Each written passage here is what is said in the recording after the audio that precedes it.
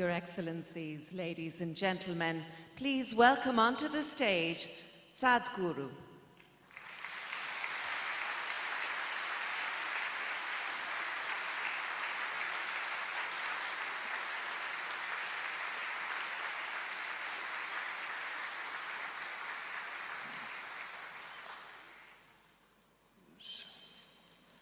Good morning, everyone.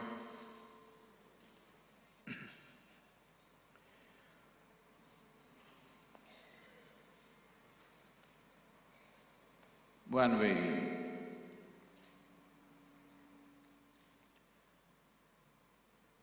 refer to human beings today, we don't refer to them as humans. We refer to them as Indians, Americans, Emiratis and whatever else and whatever else. Nothing wrong with this on one level, because a nation is the largest segment of humanity that you can address in terms of bringing well-being. So in that sense, there's nothing wrong about it. But at the same time, taking these national, ethnic, tribal, religious and racial identities as ultimate nature of human being will be a serious mistake, and for which we have paid an enormous price the last few hundred or thousand years, where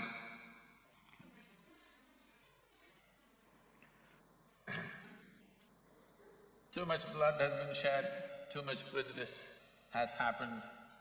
Above all, we stand divided in so many different ways. There are three fundamental aspects or activities through which we are shaping these aspects or these identities within ourselves. One is education, economics and our spirituality. All these three have become divisive processes. The way we educate our children is about identifying ourselves with small identifications which leave us completely divided as human beings. The way we're conducting our economics again divides people. Our spirituality has become super divisive process. So how can we address these issues? When it comes to education, it is somewhere, probably 150, 200 years ago, this mass education program started. Probably sometime in future, we will look back and see that this mass education process was one of the most divisive things that human beings have done. To feed the industrialization that was happening, we came up with an education package that is common for everybody.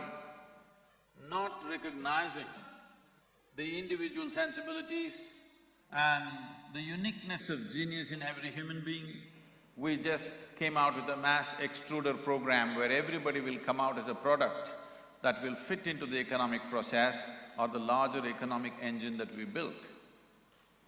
When we say economy, we're talking about, in a very fundamental way, we're talking about providing for the people, providing the fundamental needs and whatever else they aspire for in an organized manner. But this has risen in such a way that today nobody talks about anything other than economics. No more discussions about weather is happening in conversations, everybody is talking economy. It's amazing, just about anywhere you go in the remotest part of India or in the capital cities of every nation, you will see the main subject of conversation is economics. This is not a progressive thought, because we are shifting to a place where our survival process or organization of our survival process has become the supreme part of our thought. This is not a good way to go, because survival is a rudimentary aspect. I know we've made it very complicated, but every worm, insect, bird, animal is able to take care of this with a millionth of our brain. But human beings should be looking at something much bigger. When we say education, From ancient times, education has always been about expanding one's horizons. But today we are looking at education as how to feed the industry. I'm not saying we should not conduct our industry, I'm not saying we should not have an economic process, but delivering every child within 12 or 15 years to serve the economy. Within 15–20 years, every child has to be extruded through a machine to serve the economy or the economic engine is literally a crime against humanity.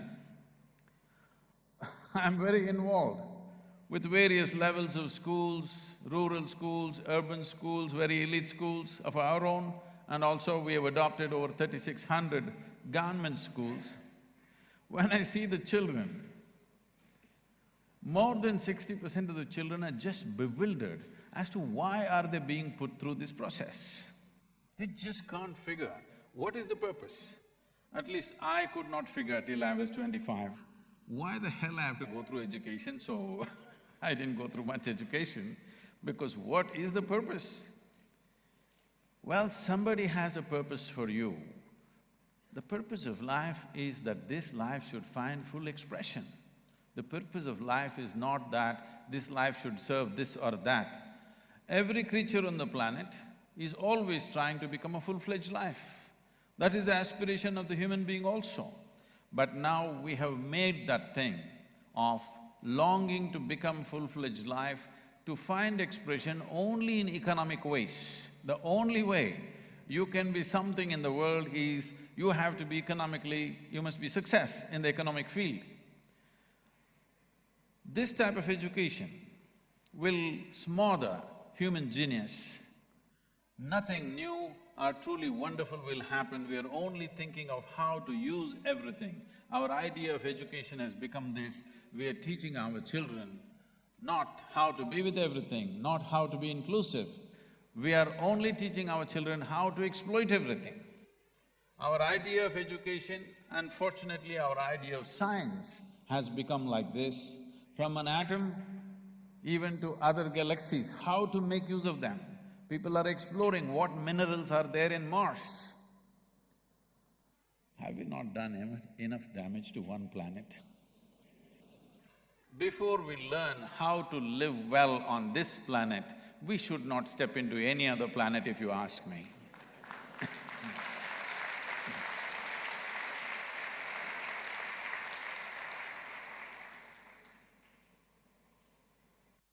About coming to spiritual process, our ideas of spirituality has all become about belief systems. Different cultures have established different authorities in the form of books, in the form of divine entities, in the form of gurus, in the form of various teachers. A time has come where we need to cultivate our children that authority cannot be the truth. Truth can be the only authority. We have to cultivate our children in this direction. If we don't do this, you have one authority, you respect one authority, I respect another authority, and inevitably we will fight. We are fighting for economic reasons, which is more tangible fight, but we are fighting for divine geography, which is unnecessary. If you are willing to come to this much realization, if we're willing to become at least straight enough in our lives that what we know, what we do not know, we do not know, only then education will happen, true education will happen. Right now, whatever we do not know, we believe. You believe one thing, somebody believes something else, eternal clash is happening. All the fight in the world, though it is being projected as good versus evil, the reality is, it is one man's belief versus another man's belief, endlessly going on, religious or otherwise. Why is it that we don't mature in the next couple of decades, the entire world? Why can't we do this, that we come to this much understanding, what we know, what we do not know, we do not know. This is not happening because we have not educated our children and adults that I do not know is a tremendous possibility. Only if you see I do not know, the longing to know, the seeking to know, and the possibility of knowing becomes a living reality. Whatever you don't know, you believe. If you believe whatever you do not know, you will become confident without clarity. Confidence without clarity is a disastrous process. Where there is no clarity, it is better there is hesitation. If clarity comes, let's do everything. If there is no clarity, we should at least hesitate. If you have confidence without clarity, it becomes disastrous. This is what belief systems are giving people. People believe something, suddenly they're confident. It doesn't matter how much disaster it causes to themselves or to everybody around them, but it will go on because we believe. What we believe is a psychological reality. It may not have anything to do with the existential realities where we exist. Education is a way of expanding our perceptions of how existence is. Whether it is science or spirituality or whatever, essentially we are trying to know, we are trying to understand, we are trying to grasp something more than what we know right now. And from our exploration of this creation, we know if we spend another 10 million years here, we will still continue to learn. When this is the nature of our perception and this is the nature of the existence in which we live, there should be no room for belief, there should be no room for dogma. Education should become a process where seeking is encouraged, where every human being becomes a seeker. The fundamental qualification of seeking is that you have realized that what you know is very little, what you do not know is limitless. In the yogic culture, there is a tradition that we always identify with our ignorance, not our knowledge. Because what I know and what you know are two boundaries. Knowledge creates a boundary, our ignorance is boundless. If you identify with your ignorance, all of us will be together. If we identify with our knowledge, you will be on one island, I will be on another island, and these two islands may never meet. Knowledge, or what we know right now, what we have perceived, what we have understood is valuable, but it is very puny compared to the nature of creation. Yes, we are able to do many things that we could not imagine possible 100 years ago. It's fantastic. Technologies have come, many capabilities have come. Human beings are able to do things that they could never imagine possible. Now we have the necessary science and technology either to make this into a wonderful possibility or to make it into a terrible reality. Both are possible. We have the instruments for both. For the very first time, we can organize well-being on this planet. We have the capability, we have the resource, we have the technology. Only problem is, there is no inclusiveness. People have not experienced an inclusive experience within themselves. It is all about division. The nature of our education has become like this. The more educated you get, the less inclusive you become. An ordinary tribal or a rural person has no problem sitting together, living together. You will see the moment you get educated, you get siloed so badly because you get identified with limited knowledge. And we are mistaking intellect for intelligence.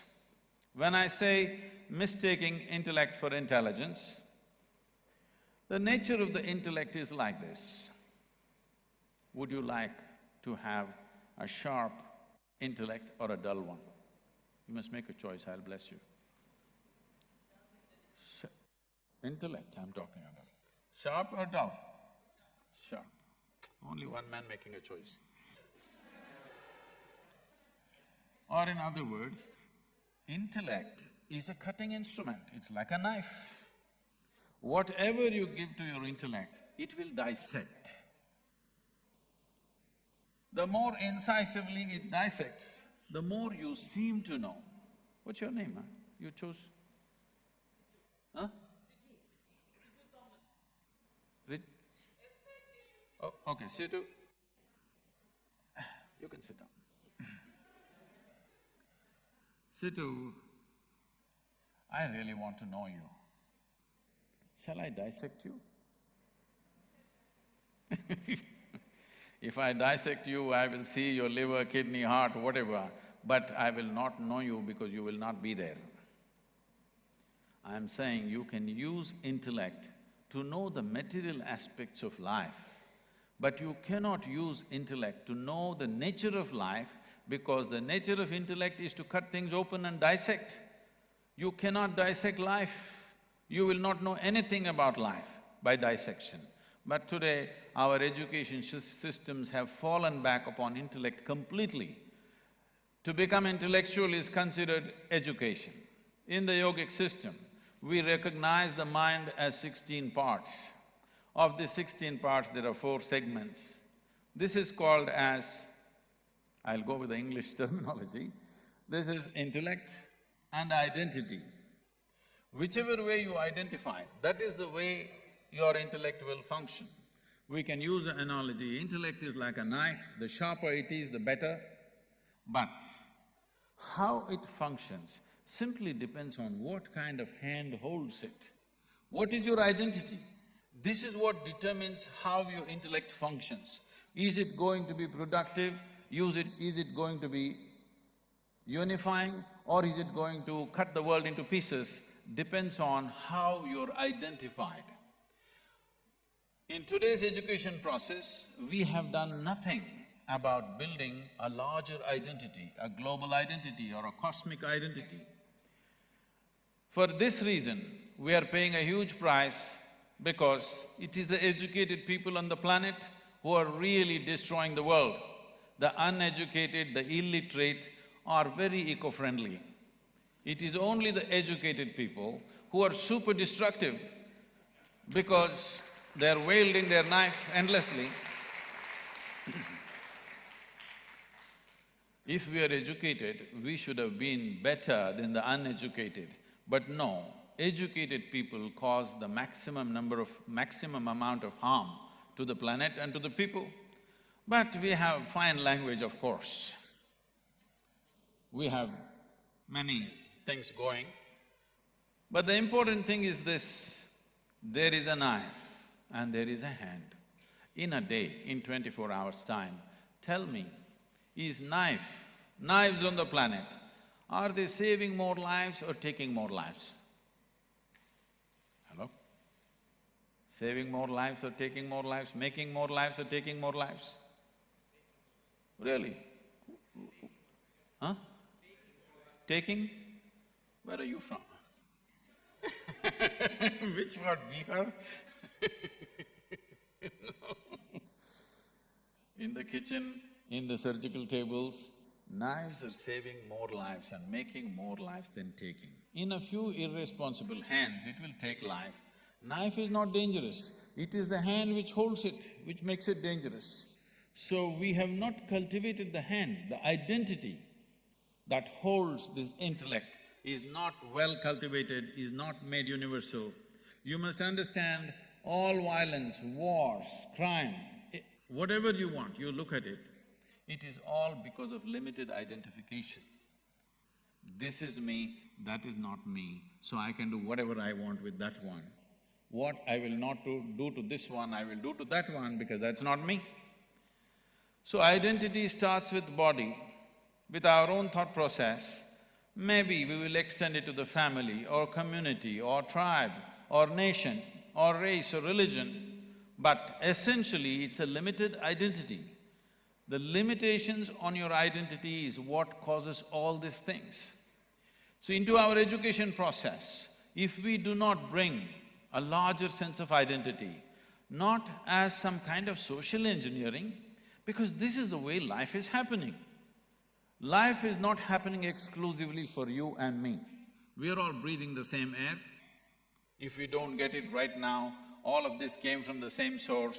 At least when they bury us, we will know that we all belong to the same earth?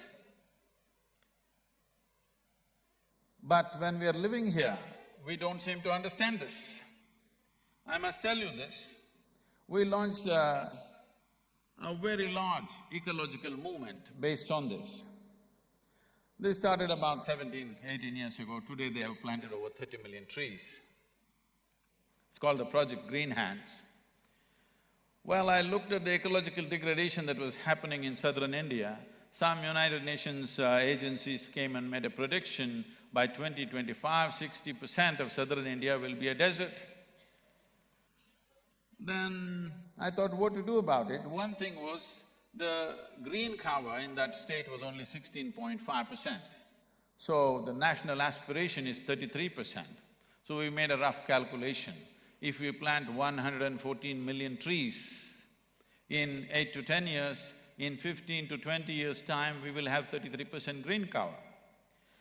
When I called a few volunteers and told them we need to plant 114 million trees, they rolled their eyeballs. Sadhguru, do you know what is that number? I asked, what's your population? They said 62 million. I said, if all of us plant one tree today, take care of it for 2 years and plant one more, you got the number. One tree can't we plant? Even a beggar on the street can plant one tree. We've not done this because we never thought it's our business. Today they've planted 30 million trees in these 17 years. How this happened was, I made large groups of people in rural India to sit under trees, and we created a spiritual process. You breathe. Just experience that what you exhale, the tree is inhaling. What the tree exhales, you are inhaling, which means one half of your breathing apparatus is hanging out on the tree. If you see one part of your lung hanging up in the tree, are you going to cut it? It just caught on like fire. Today it's become the culture, it's changed the entire area. The green cover in that state has gone up by 7.2% in 15 years' time. This has happened simply because people experienced it. If we do not bring this into individual experience, if inclusiveness is just an idea, it's never going to happen. It needs to happen in individual experience, that you and me experience some sense of inclusiveness.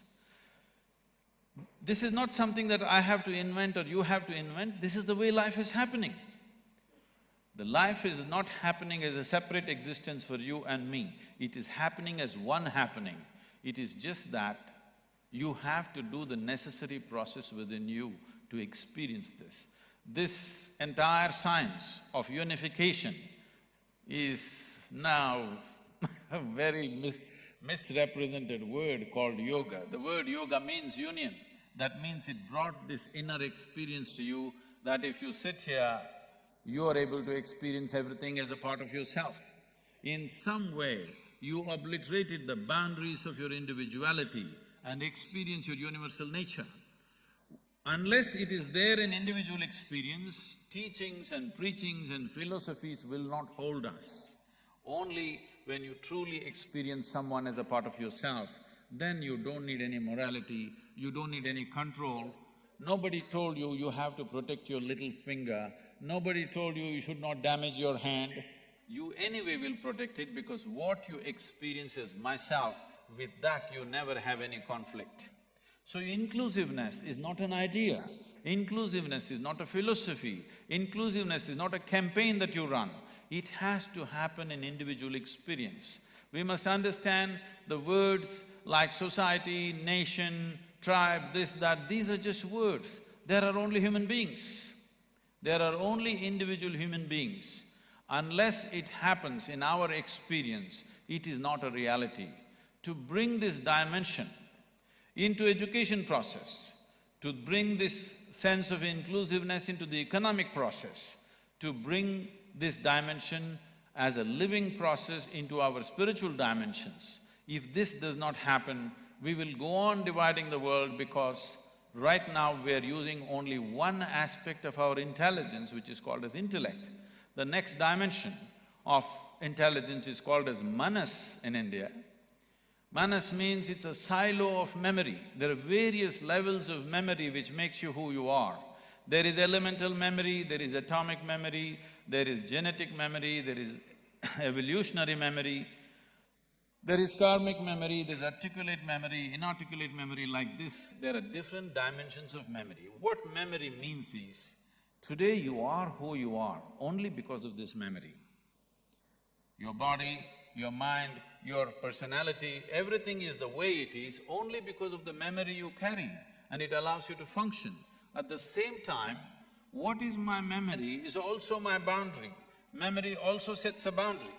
So the fourth dimension of intelligence is an intelligence which is completely unsullied by memory, an intelligence which doesn't have an iota of memory, pure intelligence. If you touch this dimension, naturally you come to an experience of absolute boundlessness. If we do not bring this into our daily life, if this does not become common practice, if this does not become an exploration in every educational institution, we will be only talking about inclusiveness and we will become divisive with that also over a period of time, because the nature of the intellect is such. It is a knife. You cannot use it to stitch things together. If you stitch with a knife, you will leave everything in tatters. The more effort we make in this direction, the more destructive we will become. We need to touch deeper dimensions of our intelligence, which is naturally unifying.